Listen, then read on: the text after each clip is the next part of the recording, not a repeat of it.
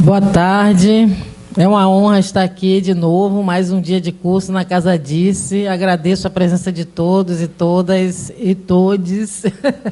E hoje a gente vou dar continuidade aqui ao curso Primavera Literária Afro-Brasileira, do apagamento à reinvenção, a produção escrita de mulheres negras e sua inserção no mercado editorial, né, que é um livro resultante da minha dissertação de mestrado, defendida na PUC-Rio em 2021. Nessa aula de hoje, eu vou trazer um pouco mais sobre as autoras negras que eu falei na aula de ontem, né? No caso, por exemplo, da Maria Firmina dos Reis, que eu falei, inclusive, que não há uma imagem dela, né? Não se sabe como seria a imagem de Maria Firmina dos Reis. Mas aí eu queria passar aqui, Felipe. Já consegui aqui. Então, muito obrigada, Felipe. Estou aqui com auxílio luxuoso de Felipe, aqui fazendo essa cobertura para o YouTube. Agradeço muito, viu, Felipe? E então, a redescoberta da literatura afro-brasileira, né, se deu muito em função de descoberta de algumas autoras. Por exemplo, a Maria Firmina dos Reis, que ela lançou Úrsula em 59, e ela foi a primeira mulher, não só no Brasil, como na América Latina, né, como diria Lélia Gonzalez, a Méfrica Ladina, a ter um livro publicado. Isso é um feito incomensurável, né? A gente está falando de... Não é 1959, gente, desculpa, eu errei aqui na data, é 1859, eu tenho que corrigir esse PowerPoint. É 1859, é século XIX. Não é... Eu botei 1959, está errado. Ela lançou o livro em 1859. 1859. Dá para imaginar?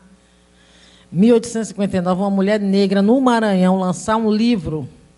E ainda, além do mais, Úrsula é um romance que ele é um romance abolicionista, um romance muito forte. Eu li o livro e recomendo que todos leiam, porque é um livro muito bem escrito. É realmente um livro que deveria ser um clássico da literatura brasileira.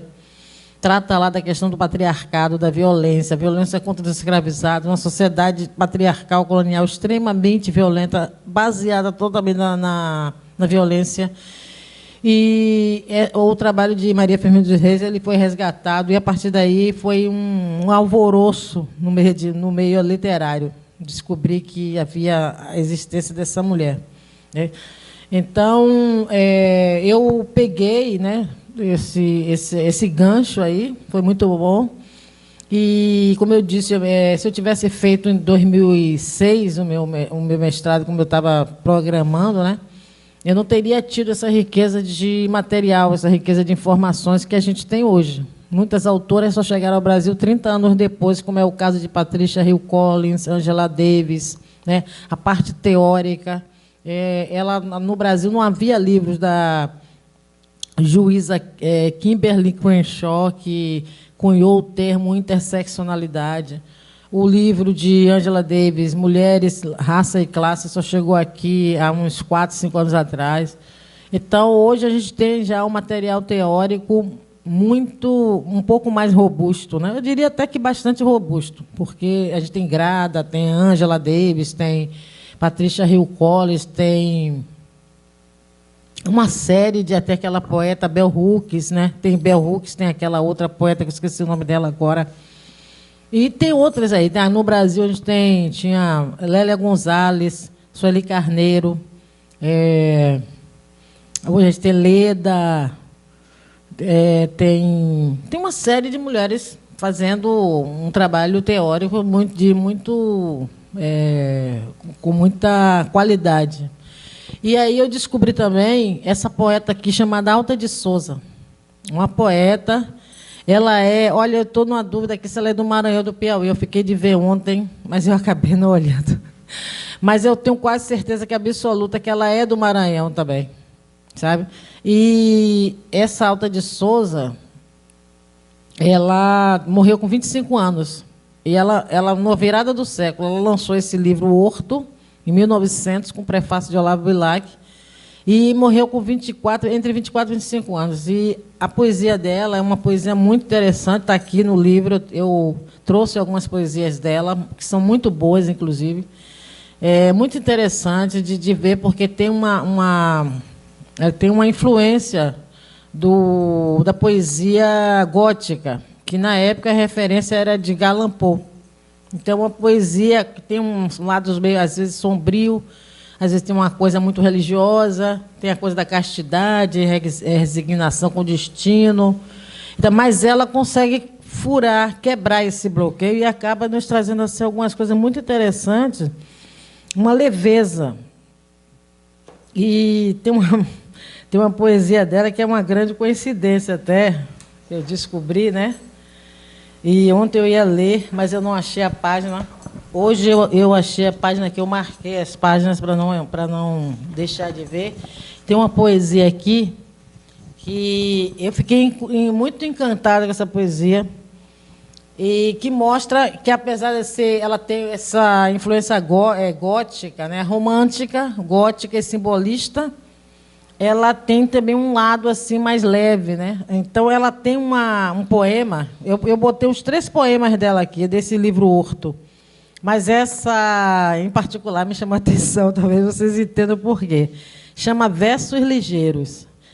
Eu acho tão feiticeira a noemita da esquina, com o seu recato de freira, muito morena e franzina, que fico toda encantada quando na igreja a contemplo, pois cuido ver uma fada ajoelhada no templo. Doce nuvem cor-de-rosa, parece que a Deus se eleva, daquela boca mimosa, daquele olhar cor de treva. É sua prece que voa, indefinida e tão mansa, como um hino que ressoa, como a voz de uma criança. A trança de seu cabelo, como ela é negra, Jesus, semelha um lindo novelo, tão preto que já reluz. Tem a boquinha vermelha, como uma rosa entreabrindo. É um favo de mel de abelha, aquela boca sorrindo. Minha alma nunca se cansa de vê-la assim tão divina, sempre formosa e criança, com seu perfil de menina. Às vezes eu olho com tanta veneração, que fico muda de espanto depois da contemplação. É verdade que não faz mal nenhum fitá-la assim. Meu Deus, se eu fosse rapaz, o que diriam de mim? Eu achei essa poesia sensacional e ela é muito sugestiva. Eu fiquei muito pensando assim. A gente hoje fica falando dessa questão de gênero, né, da questão LGBT. Eu achei essa poesia muito ambígua, sabe? Me pareceu uma coisa assim sexual dela com a menina, com a Noemita, que é inclusive, ela tem praticamente meu nome. Isso foi uma coincidência que eu adorei. E eu achei uma coisa sexual nessa poesia, mas ao mesmo tempo pode ser que seja uma coisa só de amizade, né? Mas ela mesma chama atenção no final do poema, né? Ela diz que não consegue deixar de fitar a Noemita, né? E depois ela mesma fala, não, mas, poxa, se eu fosse rapaz, o que diriam de mim? Né? Eu achei uma coisa assim, que tinha uma coisa lésbica nessa poesia. Por mais que ela tentasse... Ela mesma puxou isso, né? Ela mesma já sugeriu, não é? Não se falava aí, essa palavra não era falada. Mas hoje, no século XX, a gente pode pensar isso, né?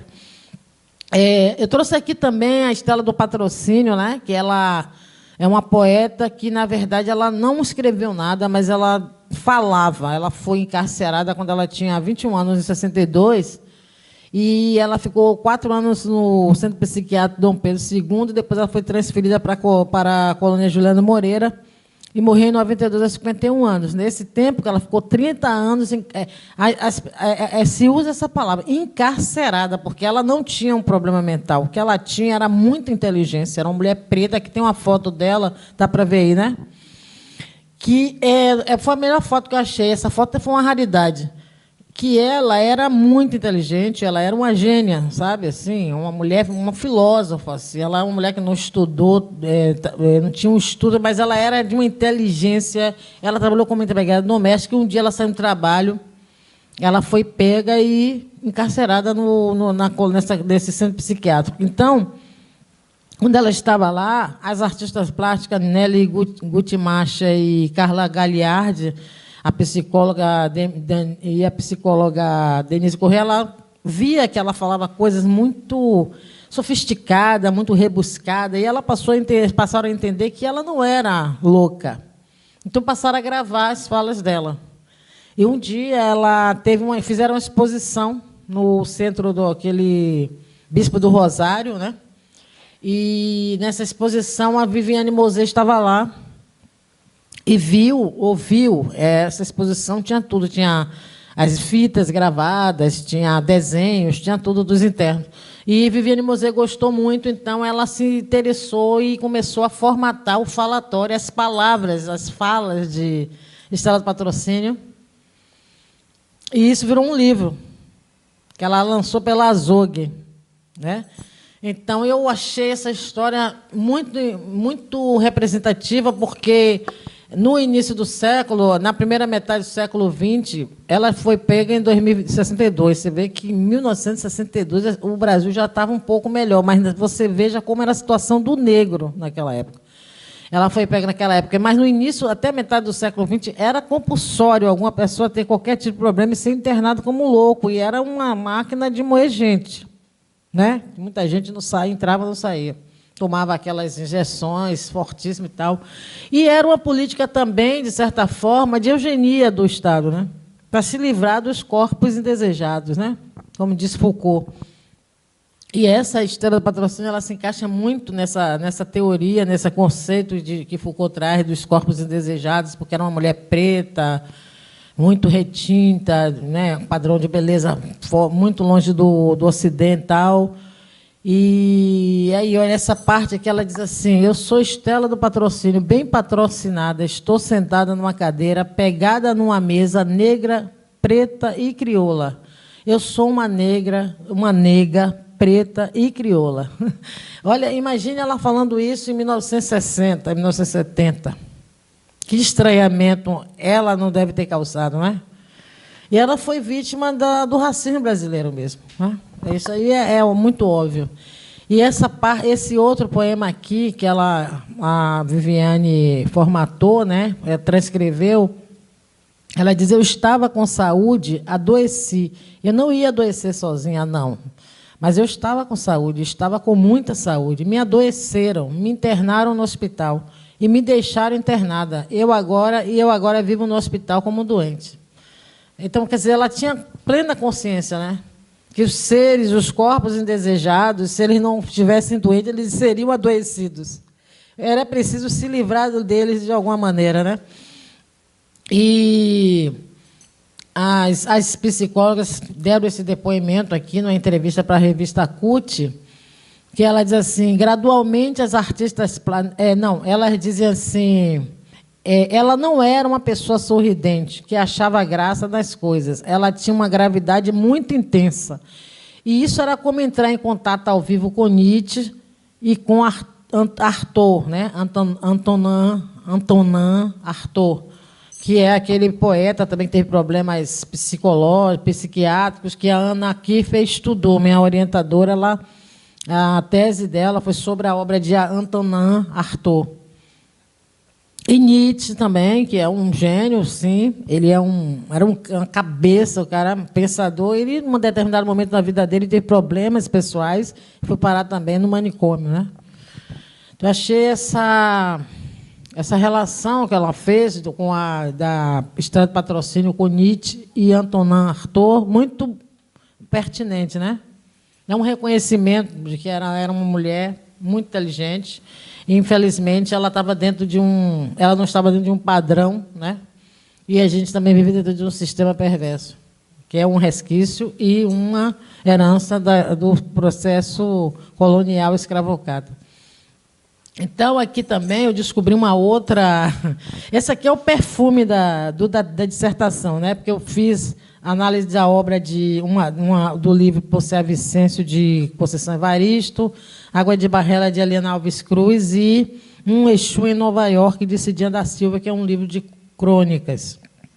Essa é a base. E fiz análise de 6 poetas, todas mulheres. Mas, em paralelo, eu trouxe o trabalho de outras mulheres que não necessariamente são escritoras e trabalham com literatura, mas a escrita, tanto que eu digo a escrita das mulheres negras, né? A produção escrita, né? Eu não falo de a literatura, a produção escrita. Que a escrita ela vai para todos os lados. Ela pode ser ficção, ela pode ser não ficção. Né? Eu acho que é muito importante a gente focar na escrita, não só no estilo de escrita, né? No gênero de escrita. E aí eu descobri essa Esperança Garcia, que ela, em 1770, e no Piauí, ela era escravizada por um homem, né, daqueles poderosos de engenho. Ela tinha uma família e ela foi comprada por esse senhor de engenho e ele afastou ela do marido. Ela veio com um filho e ele maltratava ela e o filho, né? Então, temendo pela segurança dela, e ela teve que deixar o marido para trás. Ela morava com o marido, eles tinham uma vida, mas esse senhor ele resolveu comprar de outro e fez essa maldade de separar a família, porque o antigo dono de escravos ele aceitava que ela morasse com o marido e os filhos. E, devido a tantas violências e também, né, aqueles assédios sexuais que a gente sabe que existia, ela escreveu uma carta para o governador do Piauí, o Gonçalo Botelho. E essa carta ela é considerada a primeira petição pública escrita no Brasil por uma pessoa e dirigida a uma autoridade. Nessa época, as leis de direito nem existiam ainda, né, no século XVIII, e o Conselho Pleno da OAB reconheceu a Esperança Garcia como a primeira advogada brasileira em 2022. Essa aqui é o dia que, essa foto é do dia que ela foi reconhecida, né? Mas a OAB do Piauí já havia reconhecido oficialmente também ela como a primeira advogada do Brasil. Agora é o Conselho Nacional. Eu achei isso também outra coisa muito, sabe, Felipe, e vocês que estão aí, eu acho que o Brasil está começando a fazer uma reparação histórica, não é? Essas figuras que fizeram coisas incríveis no momento em que era praticamente impossível pensar que alguém poderia fazer, não é? E aqui é a cópia da carta que ela enviou, que é um documento histórico, uma relíquia. Aí eu trouxe só para a gente mirar. Agora, eu também, além, né, de trazer essas mulheres que fizeram a diferença de alguma maneira com a sua escrita, e outra coisa também sobre a Esperança Garcia, né, ela sabia escrever, em 1770, porque o antigo senhor de escravo deixou os escravos aprender. Eu não me lembro o contexto, se ele morreu, se ele faliu, né? Eu acho que ele faliu, alguma coisa assim, e teve que vender propriedade, tudo com o escravo. E esse senhor de escravo novo, ele veio e levou ela. Claro, ela devia ser uma mulher bonita, atraente. Ele deve ter separado já do marido, dos filhos, só deixou ela levar um filho. A gente deve imaginar a situação dessa mulher, né? Mas ela sabia ler e escrever. Coisa que muitos brancos na época não sabiam. Não é? Não, você tem aí material para puxar um fio, fazer um filme documentário, porque naquela época, uma escravizada, mulher ainda por cima, saber ler, as mulheres não eram alfabetizadas. Só a elite dali que vinha da Europa que alfabetizavam lá. Aí tinha essa tradição, mas as mulheres no Brasil, nem as mulheres brancas eram alfabetizadas assim, não é? Não é? Então, eu trouxe aqui também a questão da não ficção. Como eu falei, é muito importante que as mulheres estejam produzindo material escrito, não precisa ser necessariamente ficção, pode ser não ficção, pode ser na área do direito, como a Esperança Garcia no século XVIII, no final do século XVIII, contanto que essa escrita faça diferença na vida das pessoas, né? E na vida da sociedade, faça diferença tanto na vida das pessoas quanto no espaço coletivo também da sociedade. E aí eu analisei o livro Mulheres Incríveis, de Alaine Marcelina. A Laine Marcelina é uma escritora, ela tem várias obras infantis, inclusive aqui no final da aula de ontem eu mostrei aqui no livro 2 livros dela, eu tenho uns 2 ou 3 livros dela, e agora ela está fazendo muito trabalho nessa área de literatura infantil também. Eu analisei também, mas esse livro Mulheres Incríveis, ela entrevista mulheres como Mãe de Santo, ela entrevistou aquela Mãe de Santo, Mãe Beata de Iemanjá, e está aqui alguns trechos, eu reproduzo alguns textos aqui. Ela entrevistou Zezé Mota, contando aquele episódio de que ela estava no CCE, na peça Roda Viva, quando o comando de caça aos comunistas invadiram e agrediram os atores. Eu reproduzo também esse trecho aqui. Ela fala da mãe dela, que criou ela, que não era a mãe de criação, mas era uma mãe do coração. Esse é um livro muito tocante, que mostra a experiência de mulheres negras, né, sobrevivendo nesse Rio de Janeiro e criando estratégias de sobrevivência e vivência muito interessante. E essa outra a escritora aqui é a preta rara, é Joyce Fernandes, o nome dela de nascimento. Ela é rapper paulista e ela escreveu um livro chamado Eu, Empregada Doméstica. Esse livro, ela narra uma saga da família dela, que desde a avó dela, a avó foi empregada doméstica, a mãe foi empregada doméstica e ela foi empregada doméstica. Só que ela quebrou esse ciclo. Como? Ela foi fazer faculdade de História. Ela é historiadora. Então, quando ela chegou na faculdade de História, ela era rapper e empregada doméstica, e foi ali que ela descobriu a diferença, né, social, né?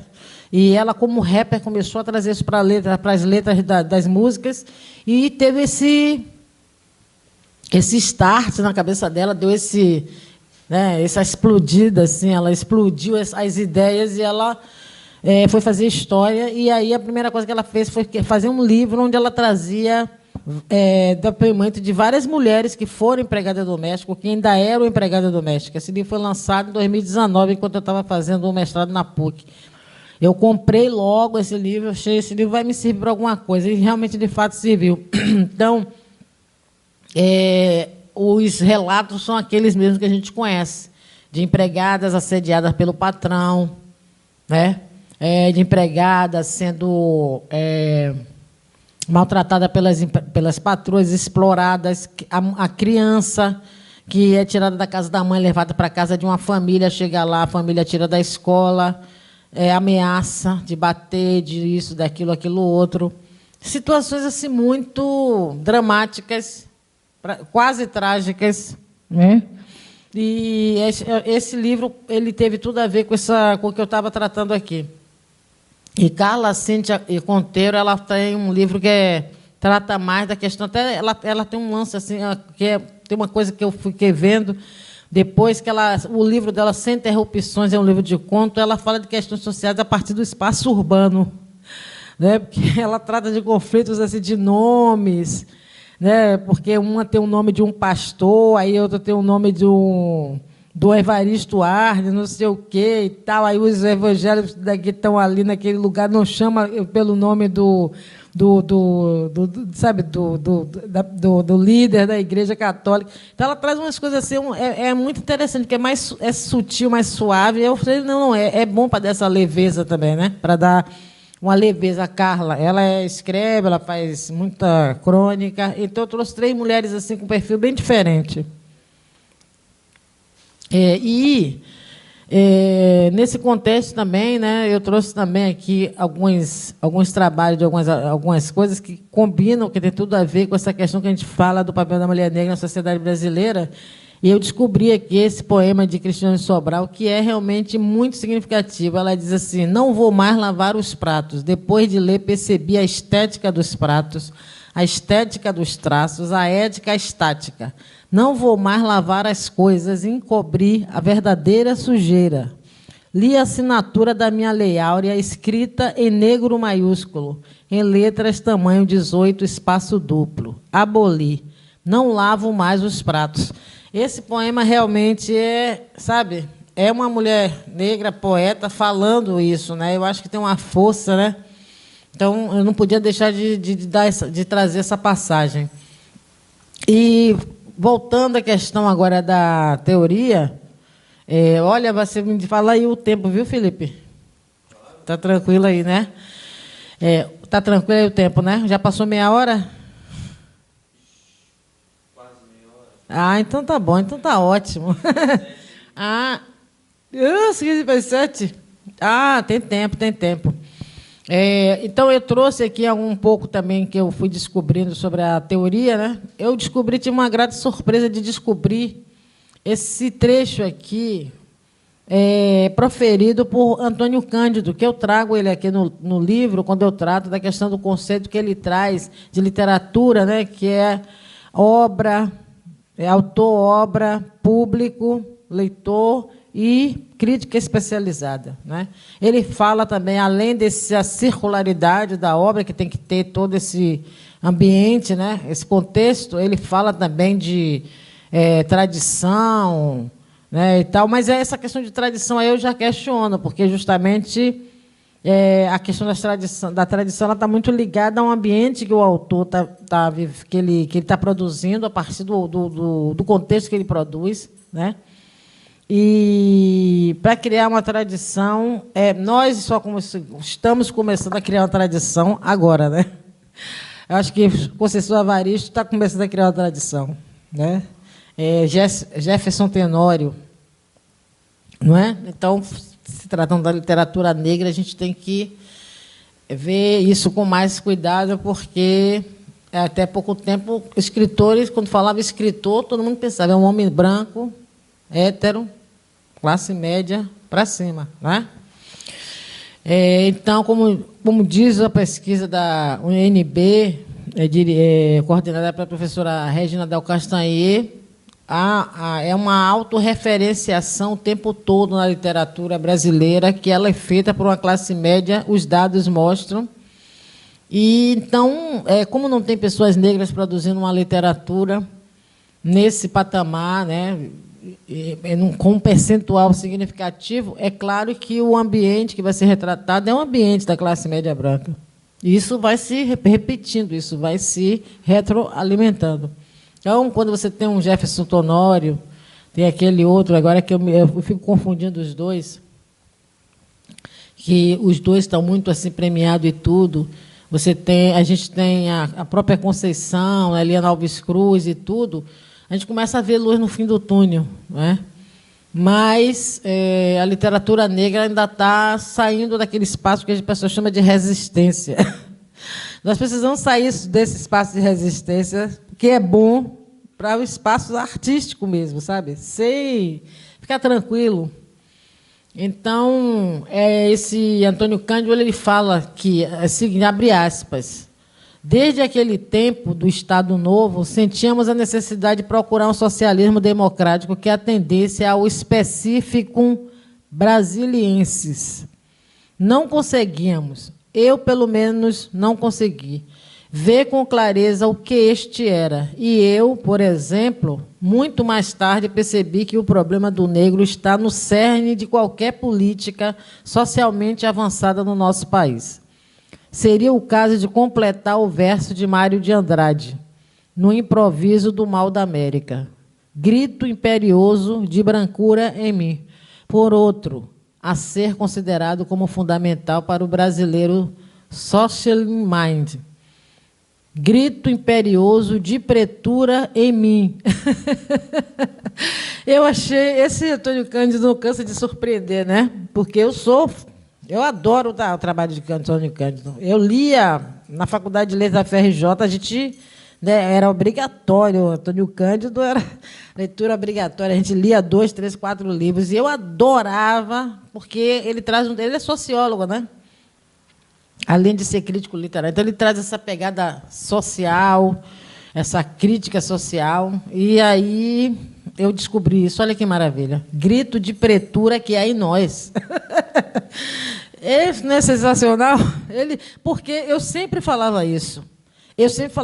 Na verdade, eu tenho que me corrigir. Eu dizia, qualquer questão no Brasil que seja séria politicamente e não levar o negro em consideração, a questão do negro em consideração, não deve ser levada a sério. Ela quer ser séria, mas ela não vai ser séria. Mas hoje eu já complementaria a questão do negro, a questão do índio, a questão do LGBT. Né? Porque são 3 categorias que realmente são categorias que estão numa situação muito delicada, sempre numa situação delicada. Mas o negro, o índio ainda era tratado de uma forma assim, exótica e tal, entendeu? Até porque as pessoas não sabiam nem o que era o índio, ninguém que procurava nem saber, nem queria saber. Agora, o negro, não. O negro, as pessoas sabem o que é o negro, e as pessoas adoravam odiar o negro. Né? Se tinha um espaço para jogar toda a sua fúria, todas as mazelas da sociedade, esse espaço era o lugar do negro. Então, ser negro era uma maldição. Era uma maldição, continua sendo uma maldição para muitas pessoas, mas a gente sempre disse, não é uma maldição, né? Nunca foi. Mas tinha gente que achava que sim. Eu via essas piadas quando era criança na escola, né? Meu filho, que agora está com 27 anos, ele ouvia essas coisas. Um colega meu na escola, branquinho, assim, ele de classe média, mas estudava escola pública, a minha escola pública era muito boa, inclusive era no bairro de classe média. Ele disse, eu não gosto de preto, não sei o quê, que dá azar. Ele falou aquilo para mim, eu fiquei olhando para o garoto, eu fiquei com pena daquele garoto, sabe? Eu poderia ter ficado triste, me sentido diminuída, mas eu olhei para aquele garoto e falei, esse garoto é digno de pena. Eu era adolescente, tinha uns 14 anos. Mas é isso. Então, eu pensava... Mais tarde, quando eu tinha 18 anos, que eu comecei a conhecer os movimentos sociais, a me integrar politicamente, eu dizia, qualquer questão no Brasil que disser que é séria, tem que ter a questão do negro no meio. Se não tiver, a gente pode esquecer. E ele fala isso, então eu fiquei tão, sabe? Aí eu achei incrível, né? Que, finalmente, ele é um homem branco, acho que ele é de esquerda, né? Mas, assim, a consciência dele... Ele foi indo, porque tinha aquela ideia, a Casa Grande Senzala, aquela coisa também, que o Brasil, a questão era social, que o negro poderia, né, superar as barreiras com esforço, né? Mas ele chegou à conclusão, como muitas pessoas já tinham chegado antes, que não. A questão racial ela não vai ser resolvida com a ascensão social. Não é? A gente precisa desconstruir essa ideia da negritude como uma maldição. Então, é isso. Então, outra coisa também que eu busquei para explicar um pouco a questão da presença dos personagens negros na literatura brasileira é que o ser negro ele sempre entrava ou como um ser digno de pena, digno de piedade, ou então ele entrava para ser objeto de humor. Né? Então, o humor também aqui ele é usado como ferramenta da ideologia racista, assim como acontecia nos Estados Unidos com o blackface. Né? A gente vê isso até nas piadas, que a gente tinha até pouco tempo atrás, que agora a sociedade está mudando e fazer certos tipos de piada com negro, com gay, com mulheres, né? Com deficiente. Hoje as pessoas já reagem, né? Isso é muito bom. Mas até certo tempo, até certo ponto, até hoje isso acontece, o humor é um disfarce perfeito para a ideologia racista. Né? Porque qual o limite entre a arte, né, a liberdade artística, a liberdade de expressão, né, e a ofensa, né, a maledicência? Isso é um limite que, às vezes, é difícil de delimitar e... atuando nessa ambiguidade, nesse limite meio impreciso, os artistas sempre se fizeram como instrumento, né, de ideologia racista. Nos Estados Unidos, com o show de Menestréis, isso ocorria com muita facilidade. Eles pegavam as músicas dos negros a partir de 1840 nos Estados Unidos, pegavam a música do negro camponês, do negro caipira, botavam um blackface, fazia aquela coisa horrorosa no rosto, cantavam imitando o negro e com a própria cultura do negro. Então, isso é uma maneira de ridicularizar o negro. No Brasil, a gente teve tinha também cartoons, alguma coisa que ridicularizavam o negro, mas na literatura, por exemplo, a gente tem personagens que são personagens que a gente entra ali só para fazer figuração mesmo, mas são escravizados, sempre sendo colocados numa posição de desumanização. E esse autor aqui, Moreira, ele escreveu um livro chamado Racismo Recreativo, sabe? Então ele diz, foi lançado pela editora, pelo selo Sueli Carneiro, com coordenação de Jamília Ribeiro. Ele diz: o humor não é um mero produto de ideias que surge espontaneamente na cabeça das pessoas. As piadas são produtos culturais, são manifestações de sentidos culturais que existem em dada sociedade. Uma análise histórica das produções humorísticas em nossa sociedade demonstra que elas sempre reproduziram ideias derrogatórias sobre minorias raciais, as mesmas que eram utilizadas para conferir-lhes tratamento desfavorável em outras situações. Mais do que simples mensagens que fazem as pessoas rirem, o humor assume a forma de um mecanismo responsável por medidas que legitimam arranjos sociais existentes. Os estereótipos derrogatórios sobre minorias raciais expressam, então, entendimentos sobre os lugares que os diversos grupos sociais devem ocupar. As supostas características dessas pessoas, os limites da participação delas na estrutura política, a valoração cultural que elas podem almejar e ainda as oportunidades materiais às quais podem ter acesso. Produções humorísticas precisam ser compreendidas como uma forma de política cultural, porque são utilizadas para justificar diversas hierarquias sociais. Então, essa ideia do humor como algo inocente, não. Tanto que Aristóteles, né, já falava lá atrás, né, que era para tomar cuidado com o riso, né, porque o riso era subversivo. E esse racismo recreativo, que ele chama de racismo recreativo, né, ele mostra que, ao transgredir as normas sociais pré-estabelecidas, né, como respeito à cidadania, dignidade humana, né, ultrapassando os limites para além do aceitável, isso tem sido eficaz, tem sido muito eficaz, né, para nos manter passivos diante de certas violências, devido ao caráter ambíguo desse viés humorístico, né? E, como eu já falei, como o blackface, né, a literatura também tem essa dupla função de assegurar o gozo do riso sádico das elites e atualizar o lugar do negro na sociedade brasileira, incutindo formas de inferiorização no imaginário social. Na internet, eu descobri outro dia um site, né, que é chamado assim, frases para rolar de rir.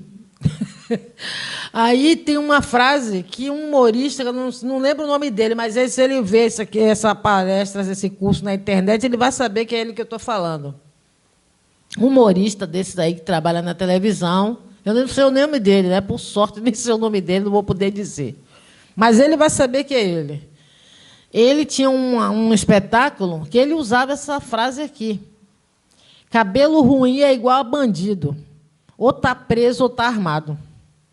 Que tal? Cabelo ruim aqui, no caso, é o cabelo crespo, né? Porque ninguém vai dizer que o seu cabelo é ruim, né, Felipe? Eu acho seu cabelo ótimo, mas o meu também é maravilhoso, não é não? E aí eu achei essa frase lá nesse site. Esse ator, humorista, que ele, inclusive, trabalha na televisão, não vou falar o nome dele, mas ele sabe que é ele, se ele vê um dia esse curso no YouTube, ele vai saber que eu estou falando dele. Ele usava essa frase no espetáculo dele. E aí uma pessoa denunciou isso na internet, chamou a atenção para isso na internet, que esse absurdo. Ele reagiu dizendo que isso era politicamente incorreto, que isso era censura, que isso, que aquilo. Depois, ele acabou indo trabalhar com um monte de pessoas negras. Ele está agora trabalhando com um monte de preto. Eu não vou falar o nome dele, mas ele sabe que eu estou falando dele. Ele vai saber na hora.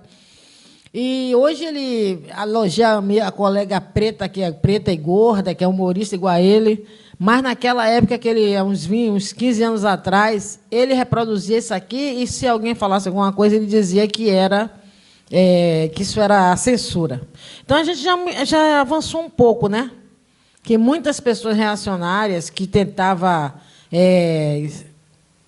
manter essa cultura, né, da desumanização a qualquer custo, sem acriticamente, porque, na verdade, esse ator humorista, ele não é uma pessoa que ele não teve um letramento político, essa que é a questão, né? Letramento político racial. Então, ele reproduz acriticamente. A partir do momento que a sociedade começa a gritar, principalmente as pessoas negras começam a se posicionar politicamente e dizer: não, você não pode falar que o meu cabelo é ruim. Então, e começa a ser ouvido, as coisas começam a mudar. Então, isso é muito bom também. Eu não estou aqui criticando esse ator, não. Eu acho que ele cresceu, ele mudou, sabe? Porque a mudança vem assim também, né, Felipe? Tem que ter um empurrãozinho. E quem mais pode empurrar, né, Maria? Quem mais pode empurrar, né, Carla? Quem mais pode empurrar é o próprio oprimido. Né? Vamos esperar que o opressor vai dizer, vai libertar da opressão. Não, o oprimido tem que gritar. Então, estamos caminhando.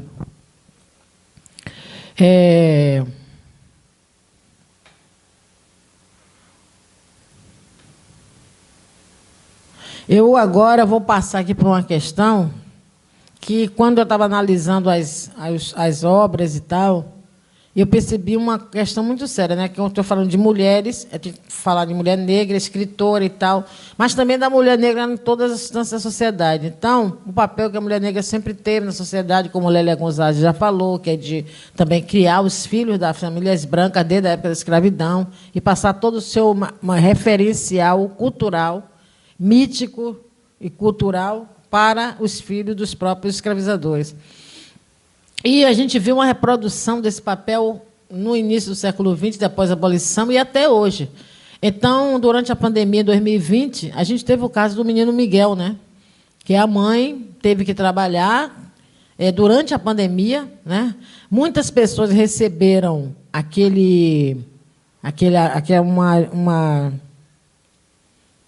receberam um abono do governo, né, para ficar em casa, mas muitas pessoas que precisavam não receberam também.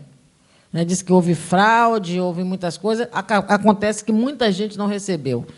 E é uma dessas pessoas que não teve esse privilégio, porque, na verdade, não era para ser um privilégio, mas muita gente que não precisava acabou pegando o abono, né, o auxílio, durante a pandemia, de pessoas que realmente precisavam, como essa Mirtes Renata, que teve que trabalhar, levar o filho, e acabou que, enquanto ela passava com os cachorros da patroa, o menino ficou impaciente, a patroa não tinha nenhuma compaixão, nenhuma visão de humanidade com essa criança, aconteceu aquela tragédia, né? Dele entrar no elevador sozinho. Então, isso parece uma coisa isolada? Não, não é uma coisa isolada, né? Porque as mulheres negras, desde sempre, elas eram pau para toda a obra. Elas trabalhavam na cozinha, elas faziam de tudo.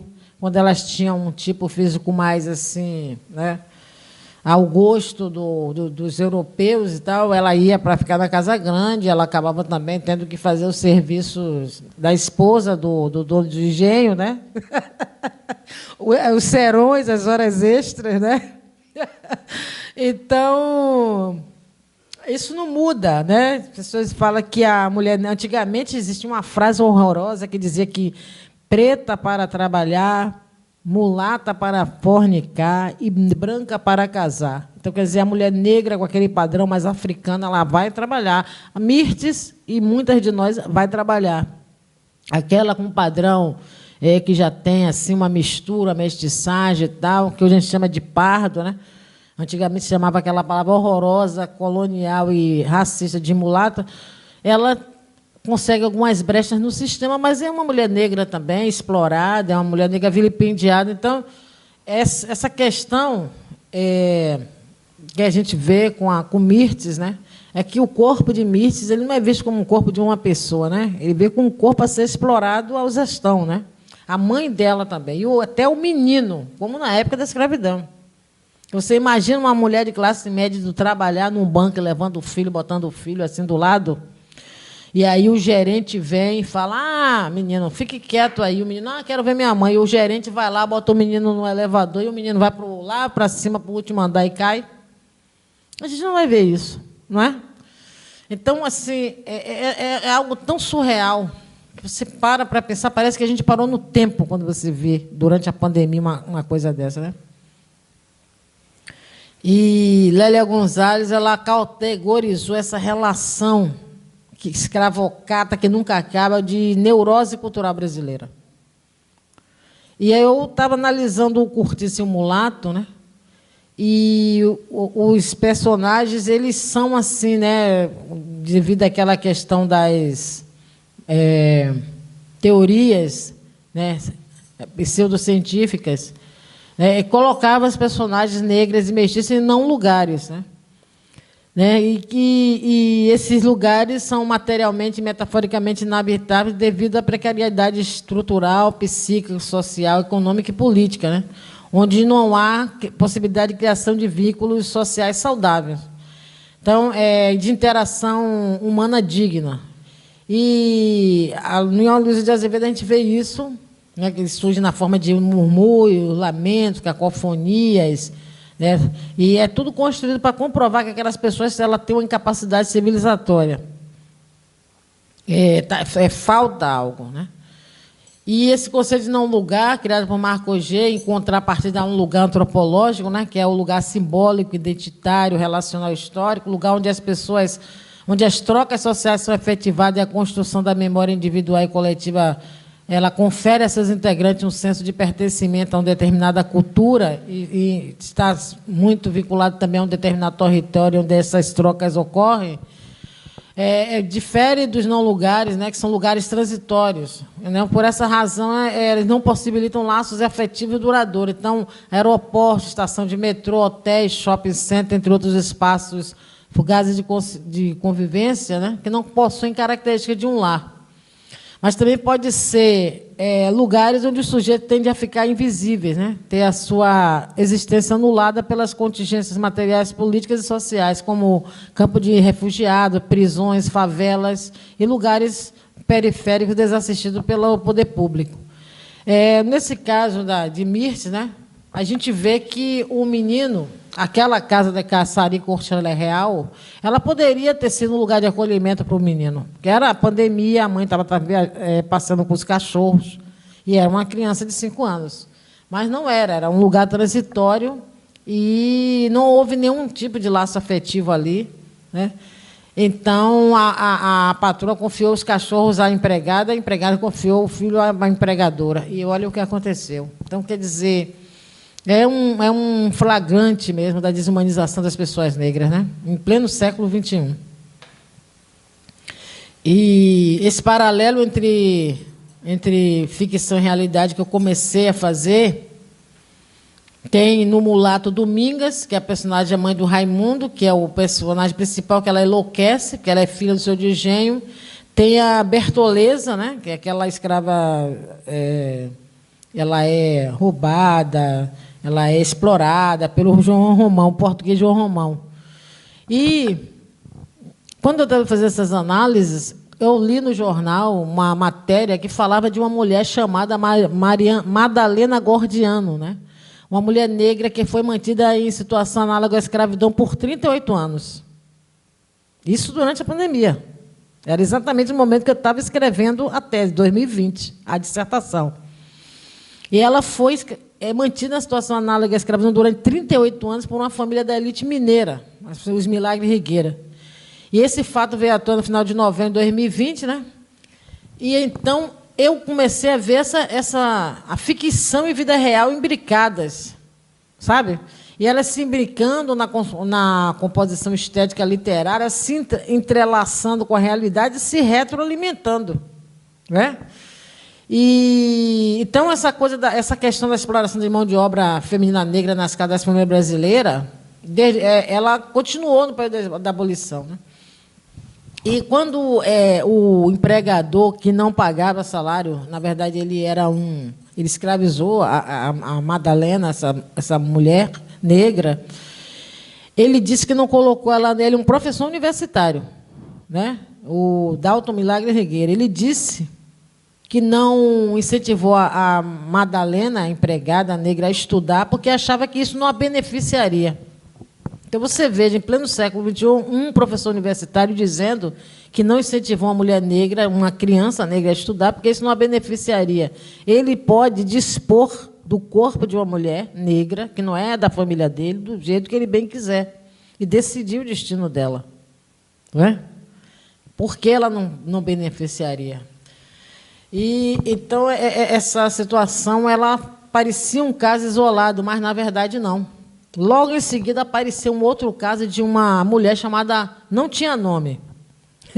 A mulher foi uma professora da universidade, uma professora universitária, não se falou, disse que era da UFRJ, escravizou uma mulher durante uns 30 anos. Não colocaram o nome da professora e não colocaram o nome da mulher. Mas aí o jornal que publicou, nenhum jornal queria publicar o fato, já teve isso, porque não queria, porque era uma professora da UFRJ, e aí um jornal de esquerda pegou e de política, ligado à política e tal, ele colocou o nome fictício de Ana. Depois teve o caso Rayana Ribeiro da Silva, uma menina lá de Salvador que se jogou de um prédio para escapar de uma patroa lá que explorava ela com 3 crianças, com bebês trigêmeos. Depois teve o caso Leda Lúcia dos Santos.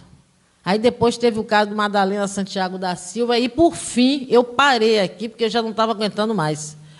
Eu precisava fechar o livro para mandar para a editora, e toda hora vinha um caso. Eu falei, não vou acabar nunca mais. E o último caso era tão escabroso que era se eu não me engano, era um desembargador, algo assim, que estava com uma mulher na casa dele, explorando durante mais de 40 anos.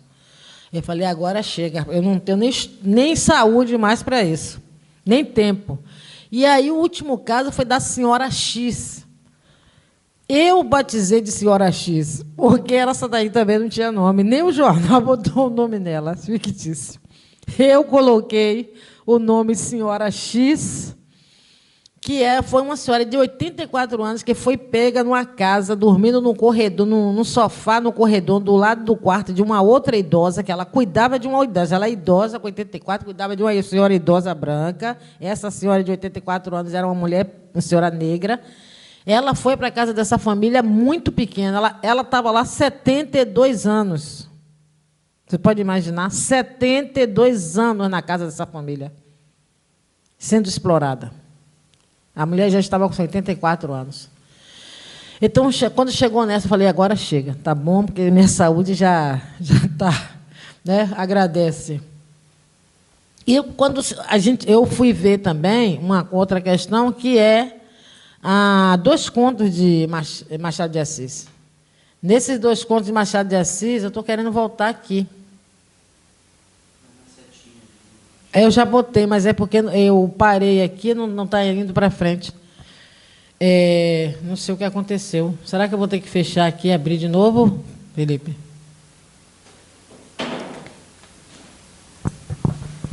Então, o conto de Machado de Assis, o caso da vara, trata de um caso muito parecido com esse, que é de uma menina negra também. E o pai contra a mãe. Espera aí que eu vou... Não acabou, não. Um momento. Aqui. Tá, acabou. Agora, assim, esse é o último. O tempo também já está chegando ao final. Então, eu observei o seguinte, que o Brasil, né, que todos esses fatos narrados, tanto na literatura, no conto de Machado de Assis, o caso da vara, é um conto que ele reflete exatamente essa sociedade. Mas Machado de Assis estava escrevendo o quê? No final do século XIX, né? E a gente está no século XXI.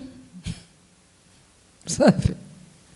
E quando você pega o conto Caso da Vara e coloca junto com esses casos que eu mapeei aqui na imprensa em 2020, aqui eu contei aqui, são 1, 2, 3, 4, 5, 6, 7 mulheres. Tinha mais, mas teve uma hora que eu parei, porque deixei algumas para lá, porque eu não aguentei tanta coisa. Mas é entre 7 e 8 mulheres. Quando você coloca coloca lado a lado, faz um estudo comparativo, assim, você observa que parece que não mudou nada. Como que você vai imaginar que uma senhora, namorando na casa ao lado, há 72 anos ela era uma escravizada? E ela está com 84 anos cuidando de uma outra idosa. Ela é idosa, ela deveria estar sendo cuidada, ela deveria estar no asilo. Ela dormia no sofá na entrada da casa. Então, essa desconstrução do pensamento escravocrata carregado na sociedade brasileira tem se mostrado uma tarefa árdua. Então, muitas pessoas questionam assim, mas questionavam, né? Eu acho que hoje as pessoas já entendem mais claramente quando a gente faz essa crítica de que tem que ter pessoas negras escrevendo. Pessoas negras, obviamente, preparadas para escrever, né? Escrever uma literatura que seja uma literatura que venha fazer diferença, claro. Porque eu, por exemplo, como uma mulher negra que eu escrevo peças, escrevo poemas, escrevo algumas... Eu ainda não escrevi um romance, mas eu tenho um exercício da escrita desde que eu era adolescente. Depois que me formei em letras, eu aprimorei um pouco mais. Eu fui aprendendo com o tempo. Tem certas palavras que eu não utilizaria no meu trabalho. E se eu utilizasse, talvez eu utilizasse de uma forma completamente diferente, talvez, inclusive, crítica. Mas por quê? Por causa da minha experiência, né? Do lugar que eu estou vivendo e tudo mais. Então, é muito importante, sim, porque esse trabalho de consciência do que nós somos, como diz Lélia Gonzalez, a sociedade brasileira está impregnada de cultura africana, né, de pressupostos africanos, culturais africanos. A gente precisa só assumir essa africanidade de uma forma respeitosa, de uma forma efetiva, né, e de uma forma, inclusive, também política, né, política. Dizer que o nosso referencial europeu, isso é uma inverdade muito grande. O Brasil é muito preto, indígena e preto, né? Primeiramente indígena, porque a cultura indígena estava aqui, já estava aqui plantada, e depois veio. Então, esse ruído do projeto colonial, que teve início no século XVI, ele continua ecoando e a gente continua aqui fazendo esse trabalho que eu estou fazendo, de desconstrução, né? Pedacinho por pedacinho, pedrinha por pedrinha, vamos desconstruindo esse projeto, né? Vamos desconstruir esse monumento ao patriarcado. Vamos dinamitando pela raiz. E a literatura ela reflete fenômenos históricos sociais importantes, então ela pode sim vir a ser uma grande aliada, uma importante aliada na descolonização do pensamento. Então é isso. Muito obrigada, foi uma honra, um prazer estar aqui.